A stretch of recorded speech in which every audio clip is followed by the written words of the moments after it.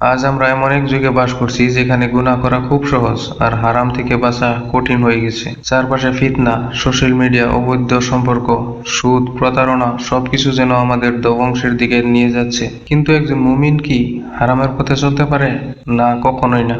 আল্লাহ তাআলা কোরআনে বলেছেন, আর ব্যভিচারের কাছেও যেও না, নিশ্চয় এটি একটি অশ্লীল কাজ এবং মন্দ পথ। সূরা আল ইসরা আয়াত নম্বর 32। তাহলে কিভাবে আমরা এই ফিতনার যুগে নিজেকে হারাম থেকে রক্ষা করব? আজকে ভিডিওতে আমরা জানবো হারাম থেকে বাঁচার 5টি গুরুত্বপূর্ণ উপায়।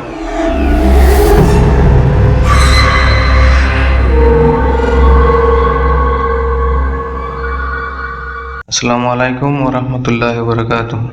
বন্ধুরা, হারাম থেকে বাঁচার প্রথম এবং সবচেয়ে গুরুত্বপূর্ণ উপায় হলো তাকওয়া, অর্থাৎ আল্লাহর ভয় অন্তরে রাখা। যদি আমরা বিশ্বাস করি যে আল্লাহ আমাদের দেখছেন, তাহলে আমরা সহজে গুনাহের পথে যাব না। কিভাবে তাকওয়া বাড়াবো?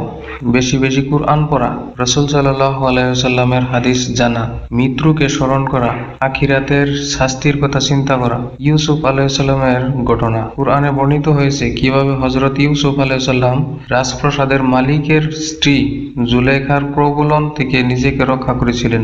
যখন তিনি তাকে গুনাহের দিকে ডাকলেন, তখন ইউসুফ আলাইহিস সালাম বললেন, আমি আল্লাহর আশ্রয় চাই। সূরা ইউসুফ আয়াত নম্বর 30।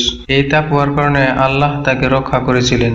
তাই আমরা যদি আল্লাহকে ভয় করি, তাহলে তিনি আমাদের হারাম থেকে রক্ষা করবেন। ভালো বন্ধু ও পরিবেশ নির্বাচন করা। মানুষ তার পরিবেশের দ্বারা প্রভাবিত হয়।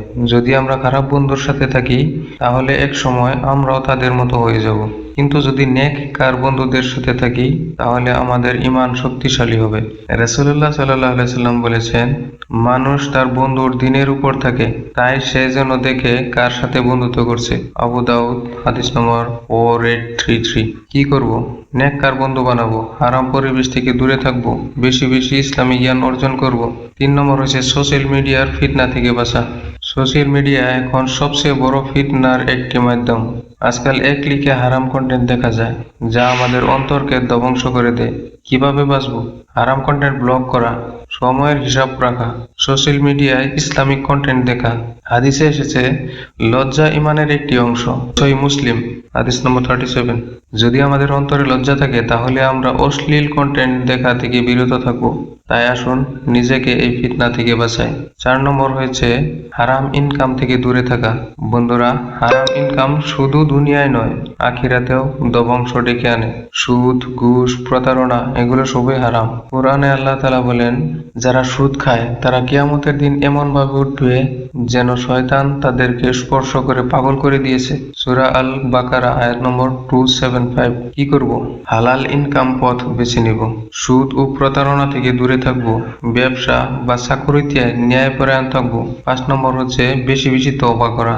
আমরা মানুষ, ভুল হবেই, কিন্তু আল্লাহ আমাদের জন্য তওবার দরওয়াজা সবসময় খোলা রেখেছেন। হাদিসে এসেছে, রাসূলুল্লাহ সাল্লাল্লাহু আলাইহি সাল্লাম বলেছেন, প্রতিদিন আদম সন্তানের ভুল হয়, কিন্তু সবার মধ্যে উত্তম সেই ব্যক্তি যে তওবা করে। তিরমিজি 2499। কিভাবে তওবা করব? সত্যিকারের অনুশোচনা করা, গুনাহ ছেড়ে দেওয়া, ভবিষ্যতে আর না করার প্রতিজ্ঞা করা। আল্লাহর ওয়াদা। কুরআনে আল্লাহ তাআলা বলেন, তোমরা সবাই আল্লাহর কাছে তওবা করো যাতে তোমরা সফল হতে পারো। সূরা আন-নূর আয়াত নম্বর 31। বন্ধুরা, আমরা যদি আমাদের জীবন থেকে হারামকে সরিয়ে নিতে পারি, তাহলে ইনশাআল্লাহ আমাদের জন্য জান্নাতের দরজা খুলে যাবে। এই ভিডিওটি যদি আপনার ভালো লাগে থাকে, তাহলে অন্যদের সাথেও শেয়ার করুন, যাতে তারাও হারাম থেকে বাঁচতে পারে। আর কমেন্টে লিখে জানান আপনার জীবনে কোন পয়েন্টটি বেশি গুরুত্বপূর্ণ মনে হয়।